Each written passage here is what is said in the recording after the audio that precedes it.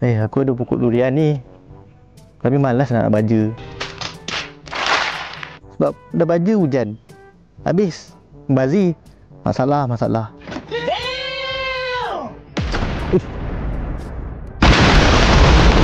Benda pula ni.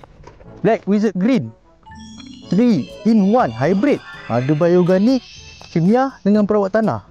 Lain macam ni, tak pernah nampak baja macam ni. Ada zeolite, kalau hujan pun boleh juga. Mantap. Memang aku nak baja terus lah hari ni. You can do it! Ini pokok dah tua ni, 8 kilo je satu pokok. Lepas ni tabur 2 bulan sekali. Lepas ni aku tidur 2 bulan. Ambil kau. Oh my god! Wow! Juga kaya dengan mikro berfaedah. Dia tak panas dan tidak mudah larut resap.